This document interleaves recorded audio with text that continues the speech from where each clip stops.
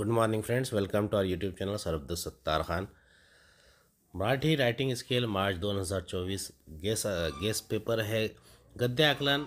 चलिए शुरुआत करते हैं.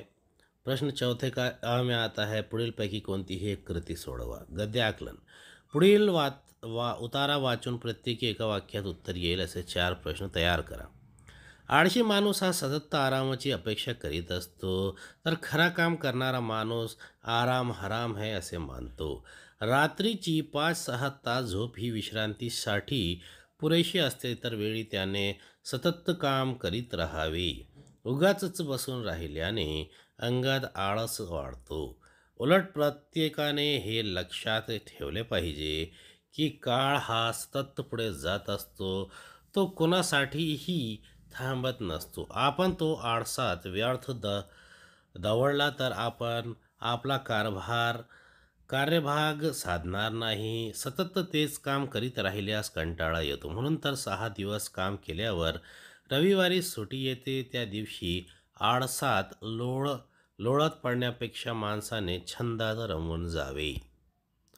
पहिला प्रश्न आहे, खरा काम करणारा माणूस काय मानतो. दुसरा प्रश्न आहे, प्रश्न 2, अंगात आळस कशामुळे वाढतो. प्रश्न 3, रविवार हा सुट्टीचा दिवस का ठेवला आहे. प्रश्न 4, आळसापेक्षा माणसाने कशात रमावे. दुसरा उतारा आहे, नमुना कृती 2, वेळ ही फार मौल्यवान गोष्ट आहे, म्हणून वेळेचा उपयोग समजूतदारपणे केला पाहिजे. वेळेचा वेग किती आहे. वेळेच्या सोबत आपल्याला चालता येईल का, कोणीही सांगू शकत नाही.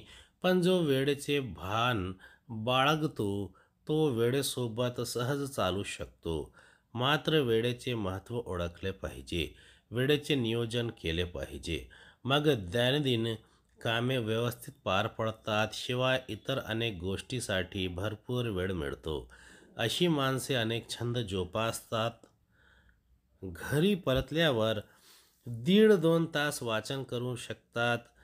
काही जण संगीताचा आस्वाद घेतात, काही जण संध्याकाळचा फेरफटका मारतात, तर काही जण कुटुंबियासोबत गप्पा गोष्टी करतात. पहिला प्रश्न आहे, मौल्यवान गोष्ट कोणती. दुसरा प्रश्न आहे, वेळेचा उपयोग कसा केला पाहिजे. तीसरा प्रश्न है, कशाचे नियोजन करायला हवे. चौथा प्रश्न है, वेळेसोबत कौन चालू शकतो. उम्मीद है आपको हमारा वीडियो पसंद आया होगा. अगले वीडियो में दोबारा मुलाकात होगी. खुदा हाफिज़.